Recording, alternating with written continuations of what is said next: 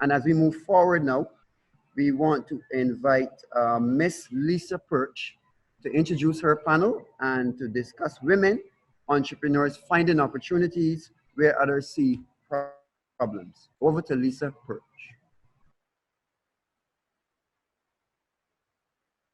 On mute, Lisa, on mute. I just realized. Good morning, everyone. Pleasure to be here, and thank you so much, Marcia, for inviting me to moderate this panel. I'll speak a lot less, and hopefully the ladies will be able to share experiences. So the focus, as Dr. John would have said, is looking at really the experience of ladypreneurs and how they have been surviving the COVID-19 pandemic and the challenges, but as well as the opportunities that it would have brought to their businesses. Hopefully, they would already be doing some of the things that Mr. Patterson suggests.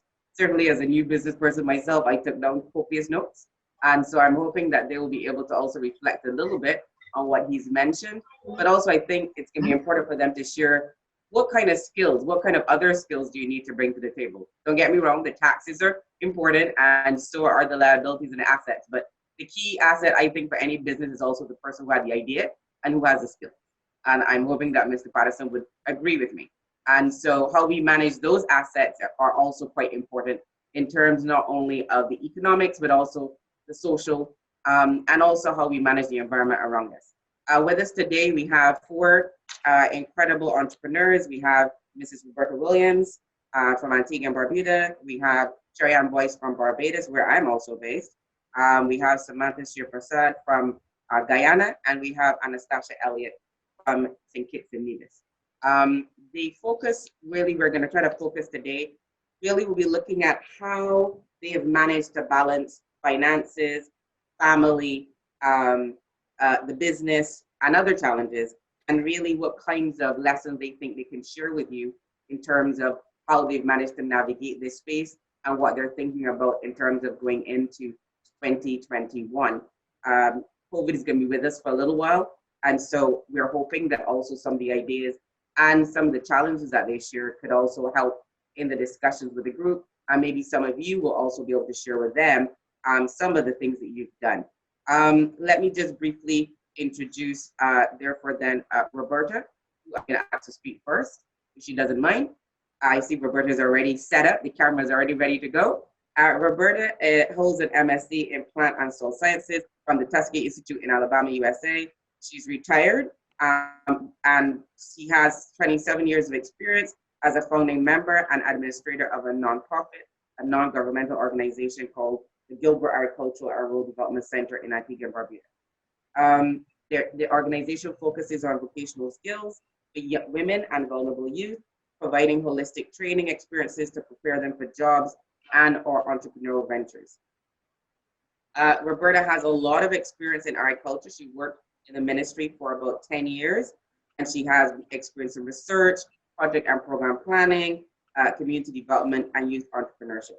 So Roberta, I ask you to take it away and share with us some insights on COVID-19, managing business, finances, family, and the challenges. You have about 5 minutes. Okay. Thank you. Thank you very much, and good morning to everyone.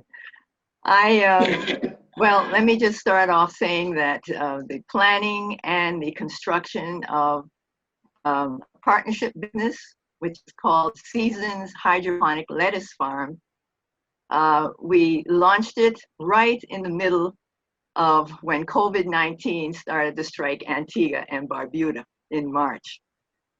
This, of course, opened up some very interesting challenges. By March, we were ready to construct the unit that would have produced up to 800 heads of lettuce per week. The restrictions and curfew started. Planes stopped coming. They stopped bringing tourists. They stopped bringing supplies. Even mail stopped coming. These restrictions, of course, kept us from further construction. We had to stop. And this was a very frustrating time, but we realized we just had to wait and see how things were going to develop. As the restrictions began to change for certain sectors, particularly the agricultural sector, farmers were allowed to spend more time on their farms. And so we were able to continue construction. By June, we were ready to start producing. Producing in the midst of all the hotels being closed, restaurants, which would have been one of our biggest clients at that time. We launched out in faith, not knowing what was going to happen from one week to another. But God is good. Our family members got into action. Our children who had skills in communication, photography, and all kinds of things, set up our Facebook page, spread the word to all their contacts. We had two important resources, human and financial. Our human resource was in a farmer, an aquaponics farmer, who was willing to share his experiences and expertise in growing lettuce hydroponically. Even more of a blessing, he offered to design and build our unit. Well, we of course jumped on that. I have to say that when we saw it finished, and many other persons agreed that it was a masterpiece of work. We also had access to an extension officer who was trained in hydroponics. Unfortunately, never had the opportunity to use those skills with the Ministry of Agriculture, but we found him. He actually had worked firsthand on a hydroponic farm. I believe it was in Venezuela. He, however, structured all our nutrient program, which of course is critical in the hydroponic technology. Our other important resource was finance. Now, with two partners being retired, one receiving a small pension, the other getting nothing yet, and the third partner unemployed, the question is, how are we going to manage to make this investment? Well, more blessings. I had land. My partners had some family funds put away, and we all put in some personal funds. We started on the wings of prayer. Individually, we couldn't have done it by ourselves. This partnership put us on a road of a very exciting path, a business venture that has much potential for expansion and for diversification. Hotels and restaurants are opening now. Supermarkets are in full operation, and individual consumers are extremely pleased with our product, are singing the praises and spreading the word. We have actually become an attraction for people who want to see these three white-haired ladies in operation. Our major challenges outside of COVID has been the hurricane season. Although we've been blessed with not getting any direct hits, we have received some of the storms that brought heavy rains and winds. In addition to that, we've had at least 2 months of a tremendous heat wave that actually seriously affected our crop. And for the first time, we had to start discarding our production, which I can't tell you how that hurt. But as we heard the first speaker say, quality is critical. And so we had to dump a lot of things. But we did notice that there were some lettuce heads that were misshapen, had beautiful leaves. We couldn't sell them as individual heads. We decided to strip the leaves and bag them. And what a thing happened. We sold some and they sold like hotcakes. Supermarkets are now asking us for this product. So we actually ended up being creative and setting up another product that we are going to have online. We are now networking with several of the hydroponic farmers that we have in the island, who I'm very proud to say are willing to share ideas and even markets. COVID-19 has brought a number of us in the agricultural sector together, which is a very positive thing. And it has also created more interest, concern, and most importantly, passion in becoming self-sufficient in what we eat. Thank you. Thank you very much, Roberta. That was great. I think that you've brought so many important issues to the table, and we'll be discussing those a little bit more when we have our interactive discussion. I kind of think I know why Marcia asked me to do this panel. I work a lot in climate disasters and gender and etc. So I've got lots of things I can think about. I'd like to then invite Sharian Boyce, who is based in Barbados and who runs Hello Natural, to also share with her some of her experiences in 5 minutes. And also to, you know, and hopefully she'll also complement, I'm sure, some of what Roberta said. Over to you, and off you go, Sharian. Thank you so much. Thank you so much, Lisa. Good morning, everybody. Thank you so much for this opportunity. COVID, let's be honest, COVID was a scary, scary, scary time. No one expected it. It came, and honestly, I didn't know what to do with my business. I had a home-based business for about 2 years, and when everything shut down, my husband works in tourism. His job went completely, so how do we survive?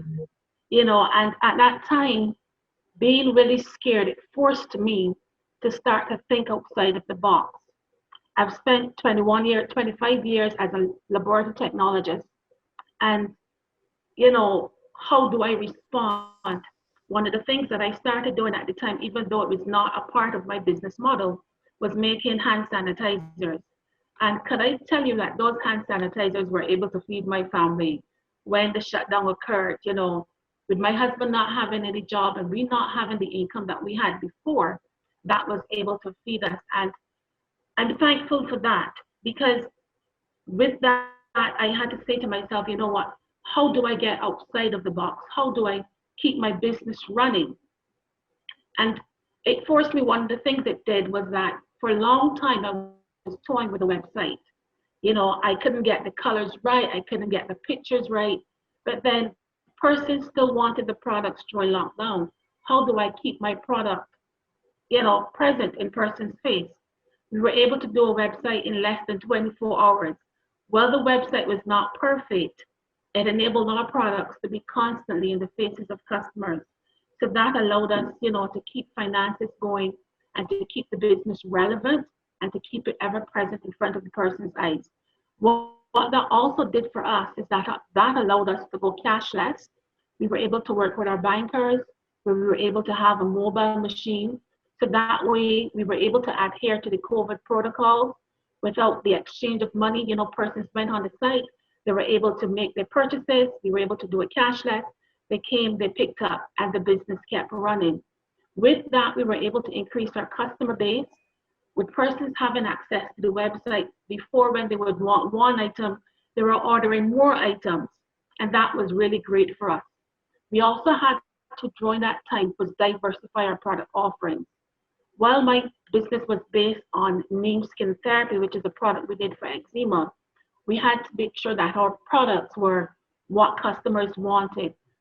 Customers wanted products that were relevant, and they wanted simple cosmetics. With that, we were able to implement a four-step skincare line where ladies at home, gents too as well, they can have more time to focus on their skin. And that took off tremendously. So that was really great for us. With that, we were able to supply the family with our needs, and we were able to move to a new location. So we're no longer a home-based business now. We actually have a rented building where we're able to expand, and that was really, really, really great for us. Out of COVID too, it forced us to do lots of collaborations with companies and small businesses that we didn't even know we can do collabs with. We were able to complement some products that other people were offering, and we also tried very hard to become very human with our interactions. We did lots of collabs with the hospitals when it came to hand sanitizers, and to our soaps too as well. We did collabs with nurseries where we give free hand sanitizers. We did lots of webinars where we would have gone through skincare. I'm getting the feedback now. Where we would have gone through skincare. So for COVID, it was able to stretch me places that I didn't know existed, in directions I didn't know was possible. So even though it was a challenging time, I will say for us, we were able to take the bull by the horn and really grow our business during this time. Thank you, guys. Thank you very, very much, Sharian.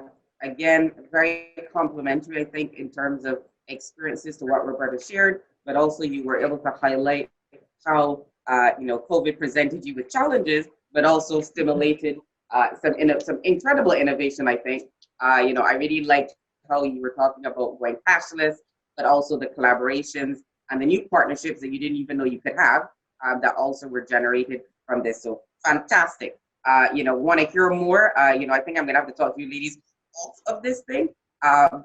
So very nice to meet you, and I'm really very happy to hear some of these stories. Samantha, I'm gonna ask you to speak next and to tell us a little bit about Trifinity Solutions and some of your experiences during COVID, and what some of the things that you think will be important to share with the audience here today. Thank you very much. Thank you very much, Lisa. Good morning, everyone. Can you hear me? Yeah, I can, yes. Okay, good. Yes, we can. Yes. So my name is Samantha Chopra, and I'm a system developer from Guyana. And I ran a small business, a small local tech business called Trifinity Solutions.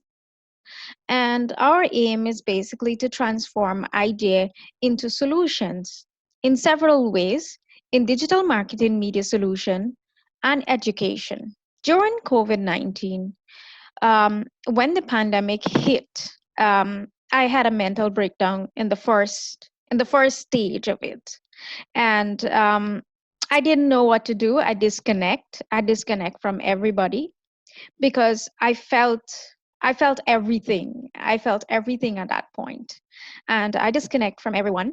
And I spent about 3 or 4 days by myself thinking, what can I do with my business, and how can I go forward with my business partners as well? Because at that time it felt like I had most of the responsibility of taking care of everybody else, but more so myself. And when I looked deeper inside, I noticed that I wasn't doing something wrong. I was doing something that was not healthy, that was not right for me at the same time, but it was not right for everybody else. So I picked up myself and I said, you know what? I'm going to start taking care of myself first. I'm going to start with myself. And then I started with myself, and then I started with everyone else around me in the company. And I noticed that there was tremendous growth. There were ideas and there were things that I couldn't have done in the last 4 years. I got it done. I applied for an IDB grant. I did not get through with it. I applied for many more other grants. I did not get through for it. I had a Twitter interview as well. I did not get through for it.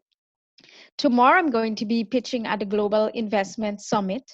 I'm hoping that works out well for our company, because it's an idea of a digital ecosystem that we have been working for the last 4 years to end poverty and reduce youth unemployment and also inequality in Guyana. And I must say, it has been a process that helped me and some of my team members to also find themselves in the process, and to also build more meaningful for others out there. And we understand that there's a lot of persons who have lost their jobs, and they have lost so much during this pandemic. And through our business, we were able to help persons in one area, help them to get their business online. We have noticed that a lot of people came to us during this time. We had more business than usual, more meetings with clients as well. So managing that for each one of us was quite a challenge too. And we had to deal with more innovation and more creativity in this time. So we started up an education program called the Guyana Digital Innovation Program, which we work with young people to help them to develop relevant digital skills. And that have been a success for us because we had over 30 students who we were working with over the August holiday. And the students, they were very, very happy to be part of it because it gave them a chance to take their mind off of the stress that was happening around their environment. And it's also give them a chance to learn something new that they can use, that they can go out and create with.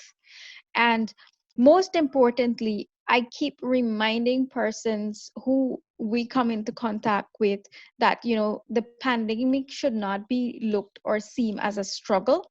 We should look for opportunities out of the pandemic to grow and to improve ourselves. We should not make this pandemic break us, but it should help to mold us, because from the time it hit, it started molding me without me even knowing it.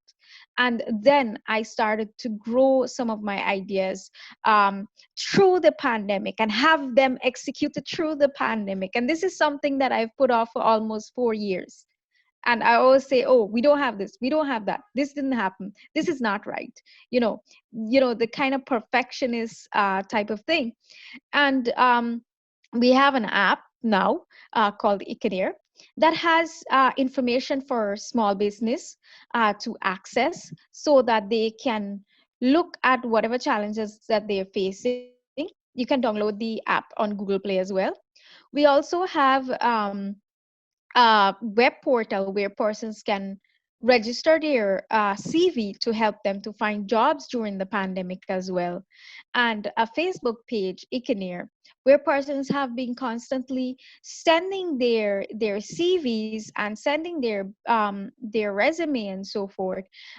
This have basically held us.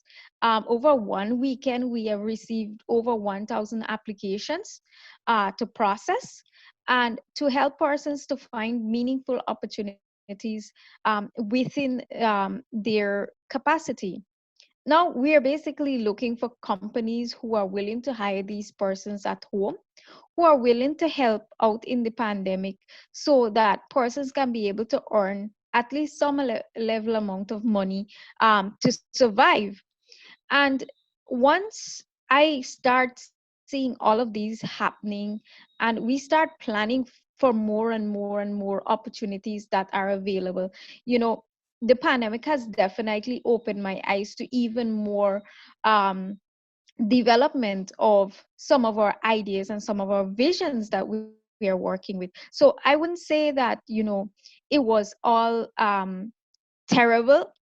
In some cases, there are days when there are things that I couldn't understand, but then there are days when there are things that I had to put myself in the corner and say, well, you know what? I need to create solutions that will help people. I need to create something that will alleviate this kind of problem that is happening. And that is what I set out to do, because from the inception, I kept preaching this mantra that the pandemic is the hotbed for innovation. And I believe that as gospel truth, because I've been living it for the past couple months, and I've tried my very best to be there for persons as well as much as possible. There are people who would come through our page saying that, oh, we don't have food, we don't have basic food supply. And in the middle of doing all of this and executing programs, I have been traveling to communities, putting my life at risk as well, to some level, to make sure that there are healthcare and also food supply distributed to communities. Um, and I wanted to Sorry to say interrupt, to, Samantha. yeah, 30 seconds. no problem. I wanted to say in a final is that whenever you're going through anything difficult, know that there's something great that is about to happen. And out of this pandemic, I've grown to be a champion, and I believe every one of you entrepreneur can grow out of this as well. Thank you. Thank you so much, Samantha. Thank you so much for sharing that story. I think that it was impressive how you were able to move on and to pivot for what seemed like a very challenging start and experience in the pandemic.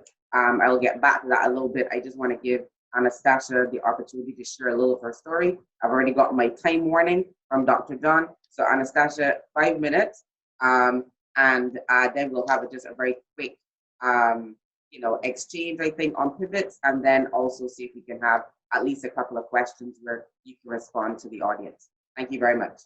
Anastasia, over to you. Okay. Good morning, everybody. Is everyone hearing me? Yes, please. Yes, we are. Good morning. Good morning. As Lisa said, my name is Anastasia Elliott. I'm from St. Kitts. I am co-founder of Sugartown Organics, which we started in 2010, thereabouts. Hello? Yes, keep going. I'm still hearing you. Okay. All right. I know someone earlier was asking about a case study from someone who started zero, and I could help with that a bit. I started with like $100. I launched a bake sale, which ran for 4 years. The initial goal of the bake sale was basically to raise money to pay off a medical bill, and it became something that I looked at as a way to raise money to start my core business, which is what I have now. I ended up developing it into a bespoke bake shop and ice cream parlor, and it was an amazing journey. It taught me a lot because there was a whole lot that I didn't know. Finance, managing money, and all the different things that you had to go through in terms of taxes and business license and all those things that were missing in my ecosystem. Because here you have to go to this place for this and then go back to that place for that and that place for that. And so it's not very easy to find information. So for me, doing that bake sale sort of taught me what I needed to know early on. And it also helped me not to waste a lot of money,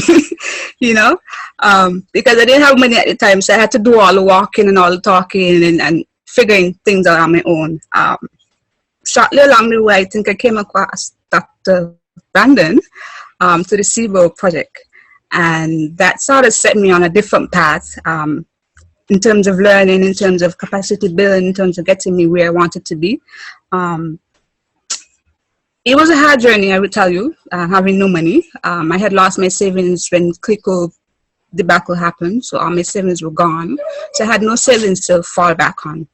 And I think that whole episode sort of made me stronger. So that when COVID came around, I didn't panic, as a lot of people did, because I had gone through something similar where I lost everything, I just fell back on the training that I had from Dr. Brandon and from Telly, who I think you guys are going to hear from later in the day, about pivoting, not being afraid to pivot and looking at the market to see what was needed at the time. Right from the get-go, when we heard about the shutdown and there was this whole thing with toilet paper and hand sanitizers, and people couldn't find hand sanitizers, we just jumped right into making hand sanitizers for the factories. We did it for the factories. We did it for some of the special education schools, stuff like that. And that's how that helped me to raise money to take us through that whole lockdown period, being able to buy food and everything else that we needed. Because like with everything closed, our income went from like 100% down to like 10%, right? And so we really needed to figure out a way, but not panic while we're doing it. And then we had the kids home, not sure about school. And so it was really a period where we sort of looked not just at the business, but at the family as well. And we just started doing what we do best, I guess, to survive, right? You start teaching the children at home. My mom really took up that mantle. We started teaching them history of the island and things that they would learn in school, but wasn't able to do because no school was on. And so we were able to come through that period. I also used that period as a way to look at the business and to see how I could move beyond where we were. There were a lot of things that I wanted to do that I was spreading out over the year, thinking I had time. And because COVID sort of forced me into this space where it was just time I had on my hands. I was able to roll out a lot of those new products that I had sitting on right away. And so right now we have maybe like 4 or 5 new products on the market that are doing really well.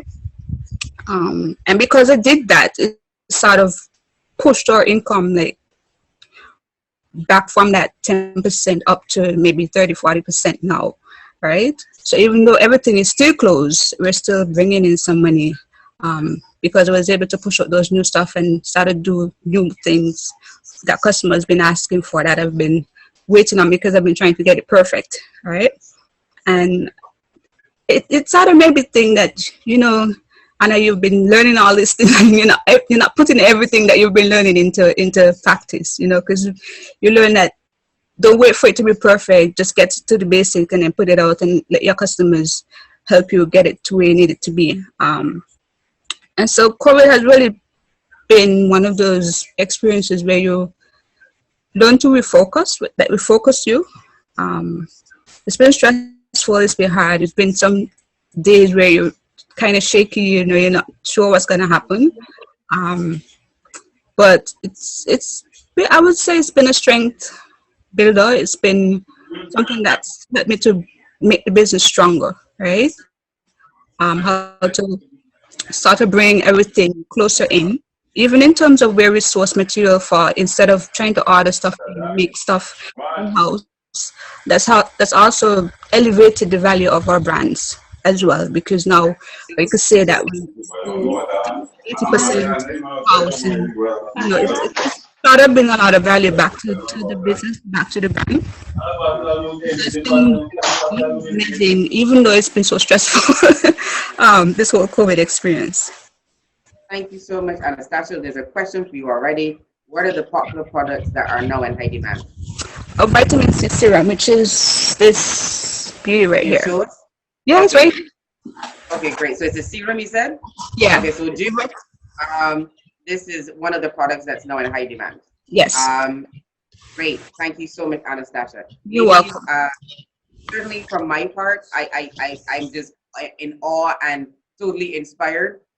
You know, I'm a consultant in my day job, and in my night job, which Marcia knows, I make jewelry. Haven't touched anything for a while. So I'm hoping that I'm now going to kickstart and get back to doing some jewelry making. You know, it's very good therapeutically. Consulting is very stressful, actually. I love it, but it's very stressful. You know, income flows are definitely not the easiest thing when you're a consultant. So I totally appreciate and feel what you're talking about, but I'm still inspired by the innovations. I mean, I as a person who works a lot in adaptation, I am always kind of like not the biggest fan of forced adaptation, because sometimes you can over adapt and lose the capacity, but it seems that you guys have managed to find a good balance. And so you've taken the opportunity. I'm inspired by the fact that you have also leveraged past experiences not so good, as Anastasia pointed out, but we're able to leverage it and, you know, have certainly strengthened her resilience in this time. Same with Samantha. Samantha, I really am appreciative of the fact that you were able to share with us so honestly about your mental challenges, but also the way that you found a way through. And I think it's important for us to understand that COVID is not just bringing economic challenges and social challenges, it also is going to affect all of us psychosocially. And our mental health is something that we really do need to pay attention to. And it goes back to my first point about the asset, and that the key asset for a small business is you, the person with the business idea, the creator, and the generator or generators. Roberta, I think Roberta's story was inspiring to let us know that even after retirement, we can still be innovative. And I do love how her creativity seemed to come from so many ways, including how they manage their assets, both the financial and non-financial, who had the land, who was able to look at some money resources. So ladies, a quick share through about any key lessons you think or ideas you want to share with everybody about pivots. I think Anastasia ended us off nicely on that. What would you want to say to the group here about pivoting, the good and the bad? And then I'll leave a couple of minutes for questions before Dr. John wraps me on my toes, as it were. I see him looking and he's already warned me. So any things you would like to add on pivots and pivoting to share with the audience? Because I think that is really definitely one of the things that comes through from your story. I think for me, it would just be don't be afraid. Change is scary, yes, but sometimes it's necessary, and sometimes for us to survive is a must. So don't be afraid of pivoting. Sometimes it feels like it's taking you away from where you want to be. But I found that in a lot of ways, actually take me directly where I need to be. And so it's really all about looking at what your needs are and doing the assessments, financial, emotional, physical, and seeing how best you can adapt to what is happening and what the needs are. Great. Well, I see Sharian nodding. So it seems like, that kind of represented a little bit what she says. And yes, change is scary. Sharian, Roberta, there's a question for you when you speak about what really works with your partner sisters or your partners in terms of this pivoting. Is it possible to get everybody to pivot at the same time? I think is really an important issue. But Sharian, do you want to jump in while Roberta thinks about that? Or Roberta, you ready? Yeah, no, I had to find my mute. Yeah, sure. I'm very excited about our partnership because it is one where we have great respect for each other. We do not have any dominating personalities who feel that everything has to be done their way. And so when changes have to be made, we all discuss it and we work it out. If somebody still has a little problem, we just iron everything out until we get to the point where we all agree. So that it's extremely important in a partnership where that you have to have personalities who are willing to give and take, respect each other. Sometimes it's not always your choice, but you go along with the group, and that's extremely important. Thank you very much, Roberta. Sharian? Okay, hi guys. I think during this time too, it's really important too that we rely on, as she said, partnerships. It may not be persons that are immediately involved in your organization, but there are persons with other organizations, like Dr. Brandon, for example. Many times during the episodes of COVID, I would be able to call her and say, Doc, what do you think about this?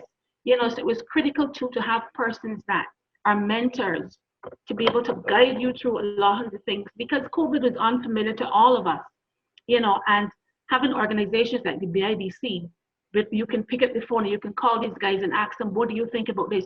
How should I do this? How should I approach this?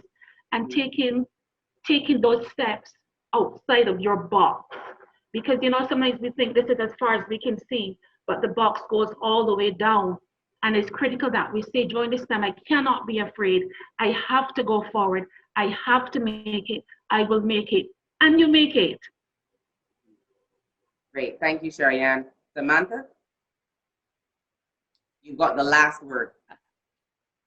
Thank you. Literally. Definitely during this pandemic in pivoting, as a leader, you have to now open yourself and make yourself vulnerable. It's important to make yourself vulnerable, but have a good support system around you. Have mentors and coaches.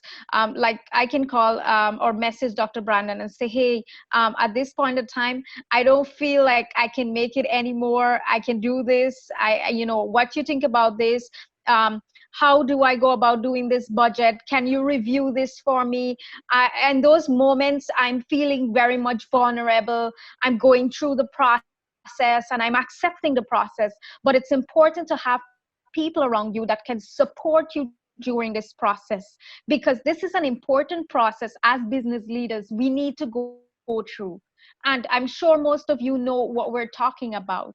And in coming up with different kind of innovation and all of this, it's uncomfortable, but it's important that you have people around you and they're there to support you and they're there to guide you and push you further.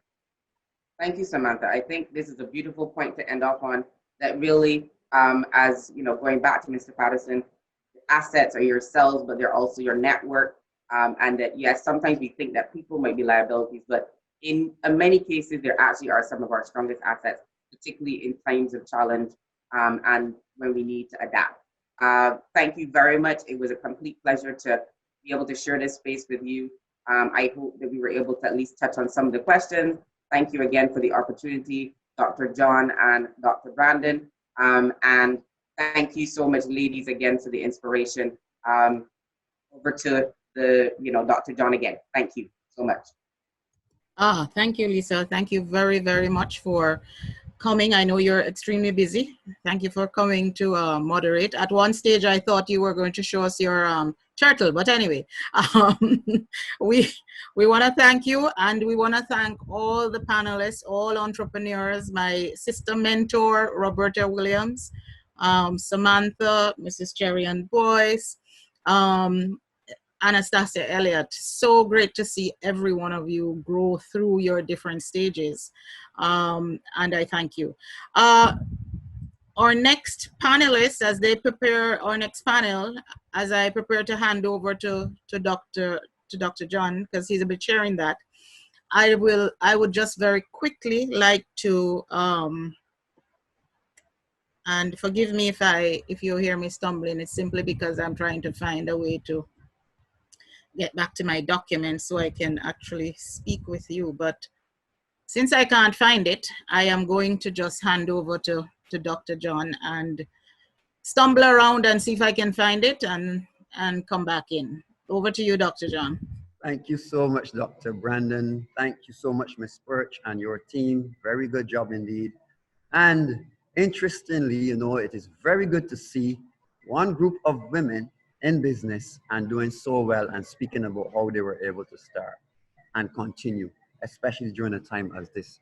Now, this was actually preempted for our panel discussion, fostering sustainable livelihoods at the community level. And some of the things I heard coming out before, as I put it, was businesses cannot make it alone. You need your support system.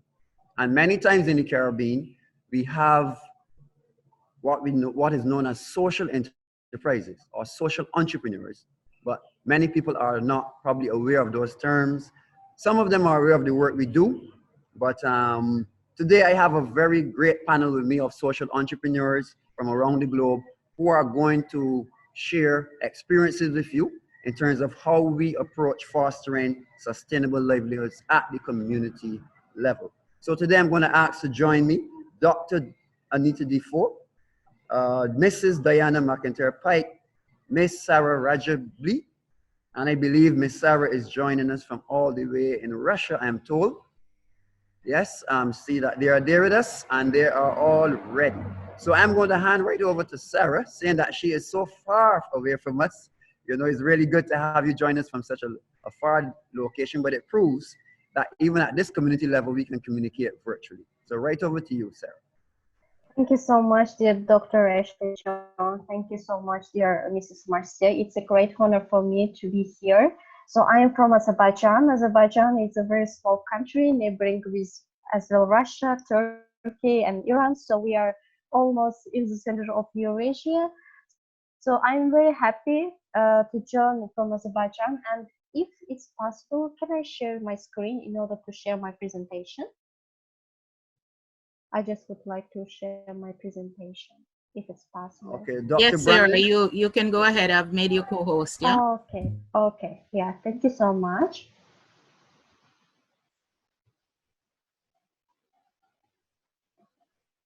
So can you see the screen? Yes, I can. Can everybody see? Yeah. Thank you so much. Actually, today I will not only talk about pandemic COVID crisis, but I will also talk about how to be a social entrepreneur is the most challenging times when you have a COVID crisis, war, and restricted internet access at the same time as Azerbaijan as a country has this situation. So I just want to show for the first that I'm from Azerbaijan. It's a very small country. It has neighbors with Russia, with Georgia, Armenia, Turkey, and Iran. So now we have ongoing war situation, and I would like also to tell a little bit about the work and the projects we have done for our community during war situation and pandemic at the same time. So I'm the founder of Buddha Ardor Sweets, which has been created 3 years ago with a very small budget, like 85 euros of budget. It was the initial capital when I started the social enterprise.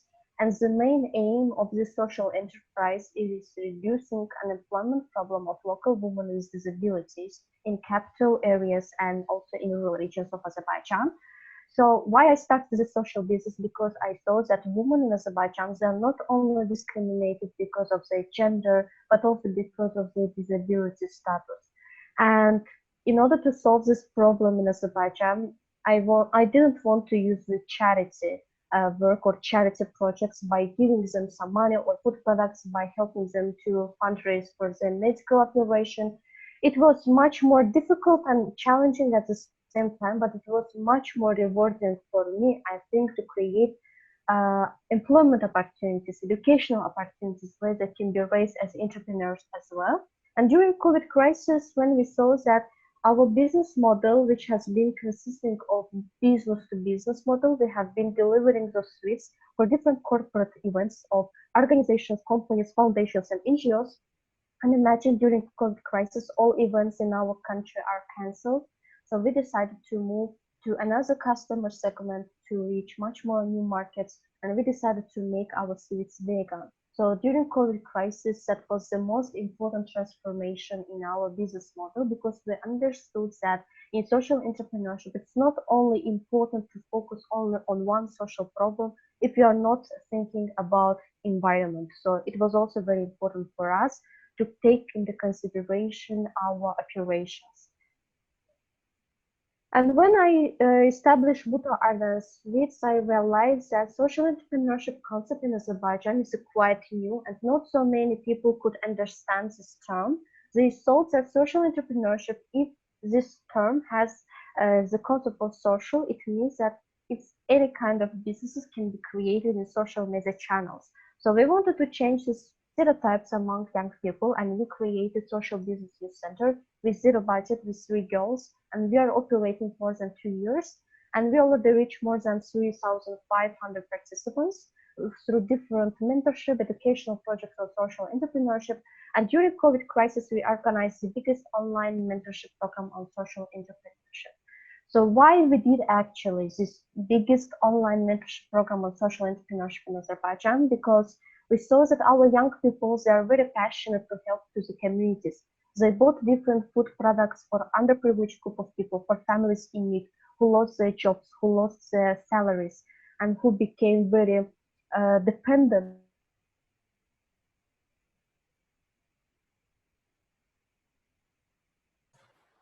Sarah, are you there?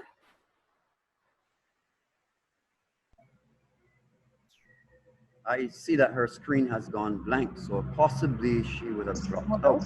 Where you can be independent, where you can build a high valuable product, and at the same time you can deliver sustainable social impact.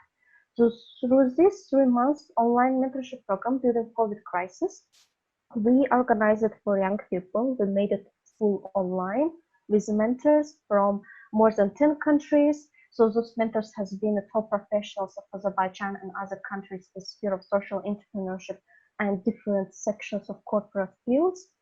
We reached more than 70 mentees. They have been rural young people, teenagers, women, and refugees who came to Azerbaijan, who can reside here from Afghanistan and Pakistan, and who don't have any legal status to be employed. So it was also for us important to raise them as entrepreneurs as well. We reached more than 20 regions in Azerbaijan, and the total in-kind support of our mentors was really great, as they delivered this mentorship for free. And this mentorship program was established with volunteers, with zero budget. We didn't ask for any donations, for any grants from any foundations, from any organizations. We saw this problem. We wanted to take immediate actions. We just reached our contacts, connections. We wanted to make it possible. And all of the more than 30 mentees, they really showed dedication and result during this pandemic. And even they created the social business project, which became very successful in short term. And they have been created even the smallest budget. After watching and observing different cases of private sector, we saw that because private sector lost its reputation as so many people became unemployed, and there have been a huge governmental support for people in need. People started to think that I need only public sector work. Don't need to be an entrepreneur. I don't need to work in public sector because it's unstable. So in order to change these stereotypes about instability of private sector, we decided to organize the first online international forum of entrepreneurs in Azerbaijan by bringing international experience from different countries, both traditional and social entrepreneurs as well.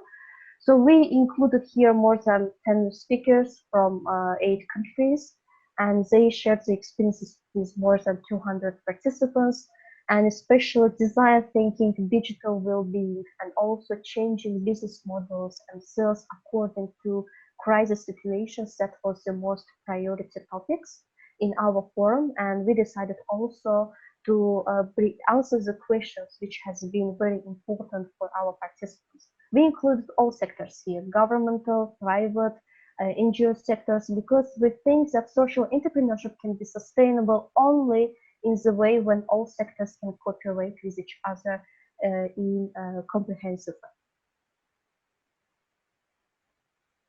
Shortly about current war situation in Azerbaijan. So since 27 September, it's already more than 1 month that Azerbaijan is living in war situation. So just imagine that every day you are hearing about some news about attacks on civilians, you are hearing news about hate speech, disinformation, you are hearing about the news of 1,000 families, they are losing their houses. And it's very horrible. It damages our mental health, and we have also restricted internet access, and we as entrepreneurs cannot do our work, digital work, and that was very emotional and unstable moment for us, for social entrepreneurs as well. And this Nagorno-Karabakh conflict, it appeared 30 years ago because of some political intrigues. We have been post-Soviet Union countries, just because of collapse of this of USSR. There have been a lot of conflicts in these countries, and just people, innocent people, became the victims of this political situation.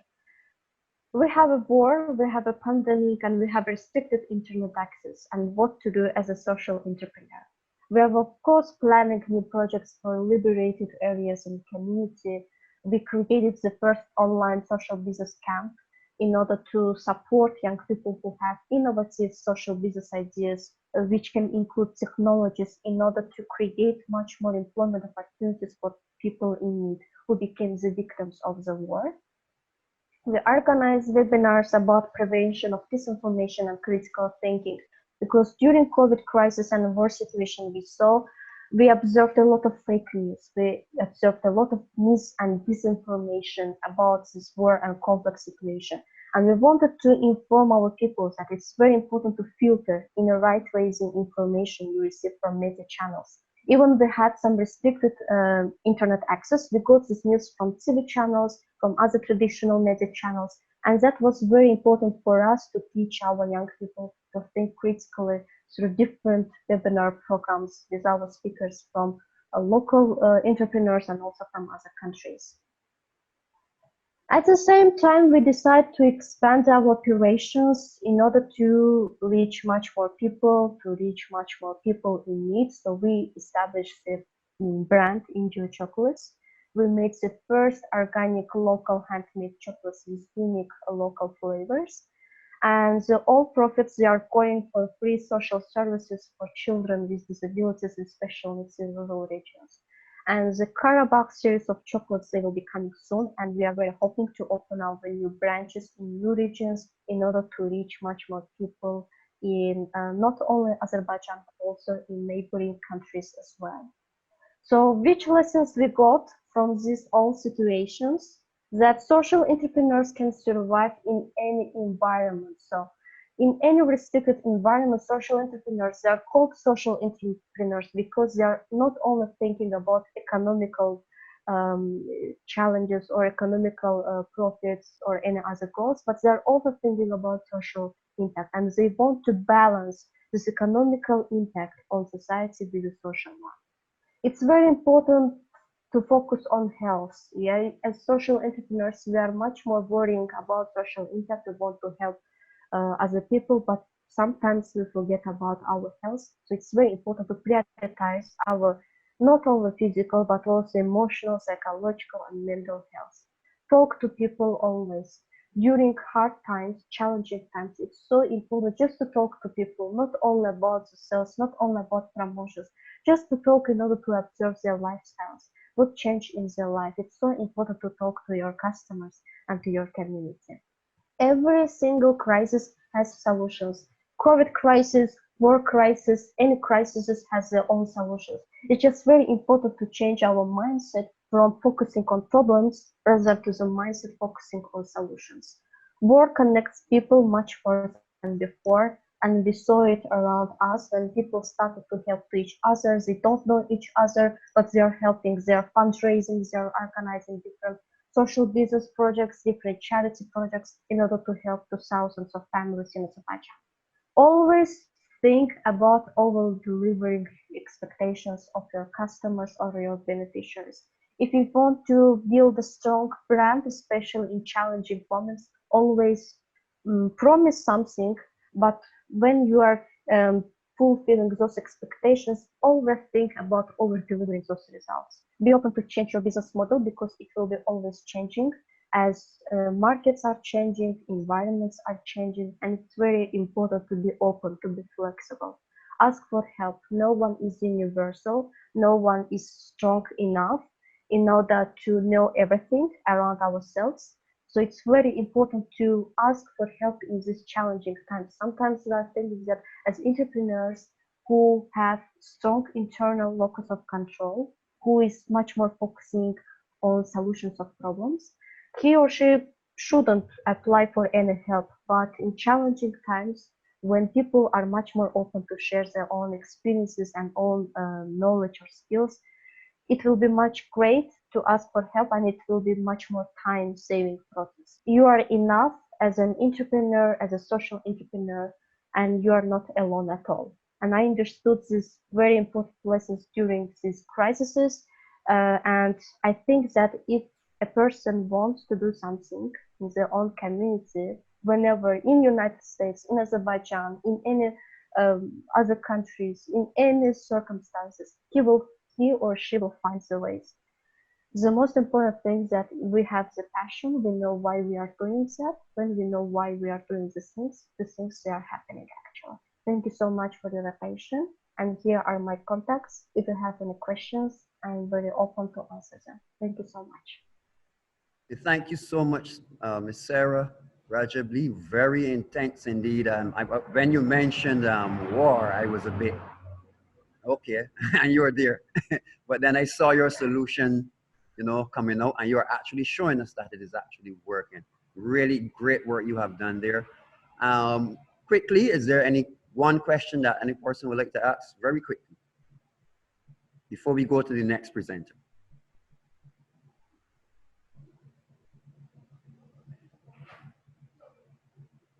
Okay, thank you again, Sarah. Are we going to hand right over then to Dr. Anita Davis before for her presentation? Good morning, Dr. John and Dr. Brandon, and good morning to all of the conference attendees. Thank you so much for this opportunity to share on a topic that is near and dear to my heart. As I was listening to all the presentations this morning, I was hearing bits and pieces of some of the things I wanted to share, already hearing elements of those things being implemented. My work as president and CEO of Upshift Global, which is based in Florida and also in the Virgin Islands, and also the Circle of 99, is to work with community service organizations, faith-based organizations, so that they are able to provide and create more impact. On a daily basis, I must share, I get at least 3 to 5 calls from organizations who know about some of my work and some of the work of my colleagues asking, can you help us write a grant? And that is the constant call that I get almost every day of the year. And so one of the things that I want to share, especially from this mindset of social enterprise, is that community service organizations really, not only just because of COVID-19, but just in a changing world, must really think about if they're going to be able to respond to the needs of communities. What are their business models? Far too many community service organizations have what I call the handout model, looking for the next grant, looking for the next donation, and they're not able to really maintain and achieve financial stability with their business model. So one of the first things that I do in my work as a social entrepreneur is work with organizations in all these sectors to help them take a look at their business model. Far too many organizations have a business model that is probably 90% grant funded and donations, and perhaps only 10% around social business or social entrepreneurship. And I work with organizations to get them to look at their business model, understand that being a nonprofit or an NGO, that is a tax status, that is not a business model. So I work with them to really come up with a framework for what is your business model going to be. And I really work with them to get them to a point that they are not this 90-10 split between grants and donations, and to more to a 70-30. Ideally, I would like it to be 90% enterprise and 10% grant funding, but that is a part of the journey. With so many needs, it's very difficult for a community service organization to respond to those needs if they're waiting for the next request for proposal. And far too many organizations are doing that and really have not embraced or really studied the impact that the social enterprise, being a social entrepreneur, can have on them. So that's the first takeaway I would like to share. Anyone that is driving or leading or on a board with a community service organization, that you look at your business model. Once you look at your business model, come up with a social enterprise plan. Think about what products, what services, what intellectual property, what do we have that is of value in the marketplace that we can monetize? Also, looking as entrepreneurs do, what are some general gaps? I love the presentation that my fellow panelists just made from Russia, where looking at gaps in the market, that they not only diversified their products, but they responded to the need. There is opportunity in crisis. And as entrepreneurs, we're always looking for gaps. And so as a social entrepreneur, you're looking for what gaps are in the marketplace and how can we respond to them. When I talk about financial stability, there's two organizations in the US. Both were created about 100 years ago. Organization X, whoever was the visionary behind that organization, started out with a social entrepreneurship mindset. Organization number two, they started out with being highly dependent on donations and writing grants. Well, fast forward to 2020, the organization, the first one I described, they are flourishing. They're flourishing with their stores where people can go and get recycled goods. They also do grants. They do a host of training, but they are not dependent solely on grants and donations and the next RFP coming out. While the second organization, they're highly grant driven. They're waiting for the next RFP all the time. And so they're not able to really service their clients as they would like to. So when you think about social enterprise and entrepreneurship and the impact that it can have for a community service organization, it's truly significant. I have worked with clients who have gotten a grant, but they needed money to start the project. And in the absence of unrestricted funds, in the absence of any enterprises of their own, they had difficulty even starting up the grant. And many times, nonprofits, community service organizations have made grant funding and donations their operating budgets, and that was never the design for grants and donations.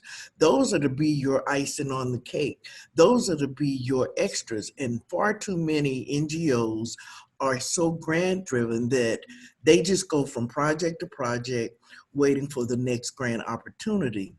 The community service sector has changed significantly, and it is a wake-up call for every organization that is in that ecosystem. Because what a lot of funders are saying is, especially when they look at companies and they have their social responsibility departments, they feel often that those organizations, those corporations have better processes, have better systems, and that they can get more impact. And so in many instances,